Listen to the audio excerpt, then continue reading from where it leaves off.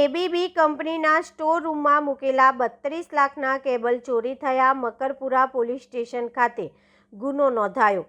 ABB કંપનીના store રૂમમાં મૂકેલા 32 લાખના કેબલ ચોરી થયા હતા. કંપનીના સીસીટીવી કેમેરા અને પંચિંગ મશીનની હાજરી ચેક કરતા એક કારમાં આવેલા આરોપીઓ જીપમાં કેબલ ચોરીને લઈ જતા હોવાનું જણાઈ આવતા પોલીસે ગુનો દાખલ કર્યો છે. લેબર કોન્ટ્રાક્ટર ધર્મેન્દ્રસિંહ સરદારસિંહ રાઠોડે રહેઠાણ શિવશક્તિ બંગલોઝ પાદરા મકરપુરા પોલીસ સ્ટેશનમાં ફરિયાદ નોંધાવી જણાવ્યું છે કે મકરપુરા જીઆઈડીસીમાં માણેજા ક્રોસિંગ પાસે આવેલી એબીબી કંપનીમાં સ્ટોર હેન્ડલિંગ માટે લેબર સપ્લાયનો કોન્ટ્રાક્ટ મળ્યો હતો. કંપની દ્વારા અમને જાણવા મળ્યું હતું કે જાન્યુઆરીમાં એબીબી કંપનીના સબ કોન્ટ્રાક્ટર સન ઇલેક્ટ્રો સ્ટેરિક બેંગ્લોર દ્વારા 45 મીટર કેબલનો ઓર્ડર આપવામાં આવ્યો હતો. કંપનીના store incharge Anil Chaudhary cable લેવા માટે સ્ટોરરૂમમાં ગયા ત્યારે તેઓને સ્ટોક ઓછો હોવાની શંકા થઈ. સ્ટોકની ચકાસણી કરતાં 32.69 લાખના 3 કેબલની ચોરી થઈ હતી. આ સામાનની જાળવણી રાખવાની જવાબદારી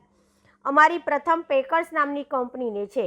એબીબી કંપનીમાં સ્ટોર ખુલવાનો સમય 9 થી રાતના 12 વાગ્યા સુધીનો છે. મારી કંપનીના લેબર કોન્ટ્રાક્ટરો એબીબી કંપનીના કર્મચારીઓ અંકુર પટેલ તથા અનિલ ચૌધરીની હેઠળ કામ કરે છે, જે સ્ટોરના રૂમના ઇન્ચાર્જ સાજિદ મેમણ છે.